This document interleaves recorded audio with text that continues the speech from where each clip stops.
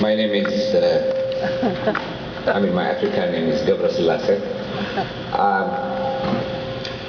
I mentioned this morning that Old Westbury for me was my eldest island. So most of my first things, some good, some bad, were all here. So I got to be very close to the black students, people like Elaine, and day in and day out, I've been asked if I was black. And I keep saying yes. How do you say black is beautiful? I said there is no word, no phrase that black is beautiful, like there is no word that white is beautiful. And they kept asking me if I had ever faced racism, which I did not. And I was just looking for racism. So it was Saturday, April 4th, 1969. I came to Oyster Bay to get a haircut. I walked in there. Bruce has written about it. And there was this heavy-set, obviously Italian-American. And he asked me why I was there. I said, I want to get a haircut. He said, no. No. I said, I do. I want a haircut. He said, no. I said, no, I want a haircut.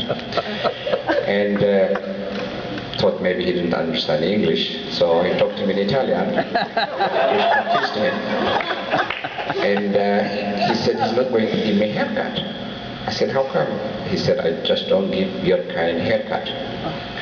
So what do I do? If you want to get a haircut, you have to go across someplace, and he was directing me. And I thought for a minute, why did Daddy not want to give me a haircut? Because I was having this animated discussion with him. I said, I'll pay you. I had American currency. He said, I still don't want to give a haircut. And then I asked him, is this racism?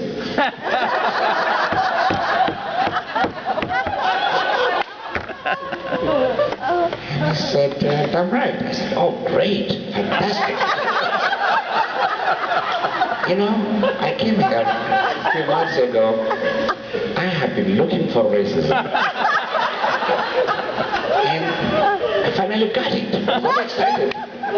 Thank you. I could be a full-fledged black student. Now I have faced racism.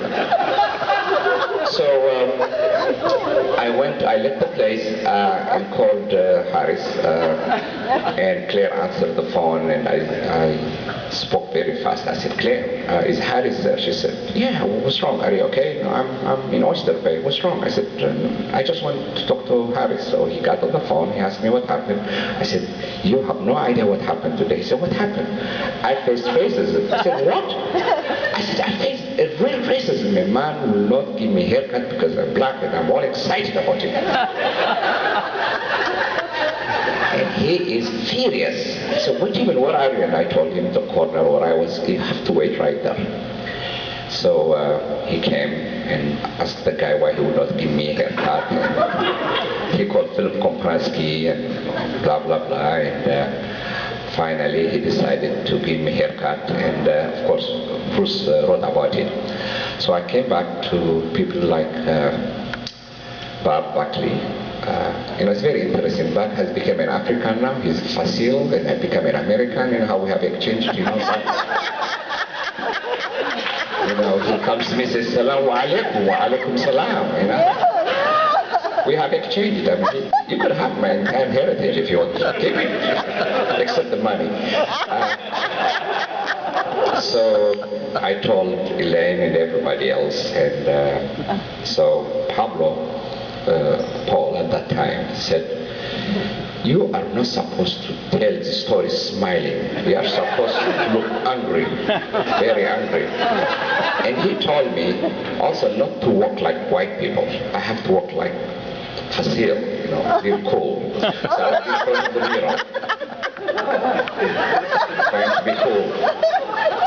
I tell you, I wanted to become a black American so badly.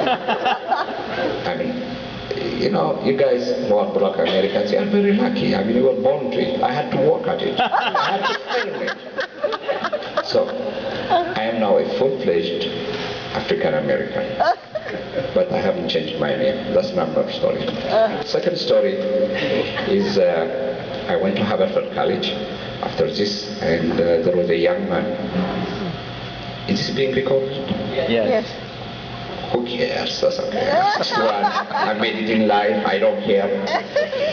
So there was a bar called Bob's Bar that we'd hang out there. There was a young man by the name Alfred who was selling bean pie.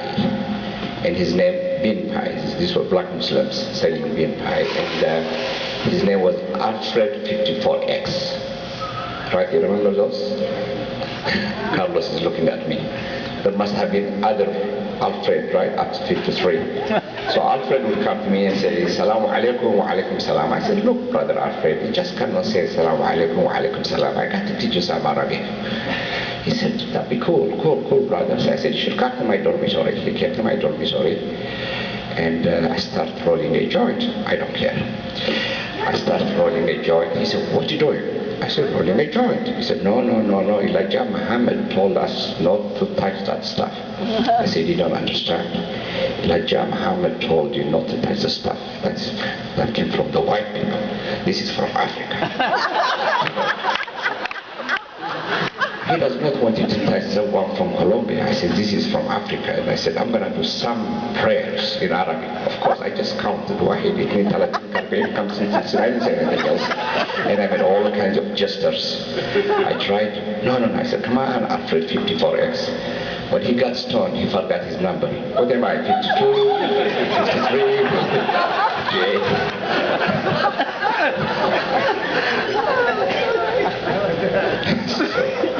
This is my seat.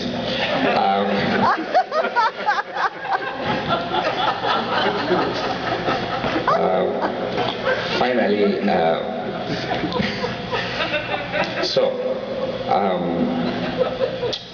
when I became black, which was on Tuesday night, Tuesday night, right? I remember the day, and I think you all heard the story about my dashiki, that Paul had to take me to the Bronx because he didn't like my suits. They were hand-tailored in Africa. They said he had made in Africa.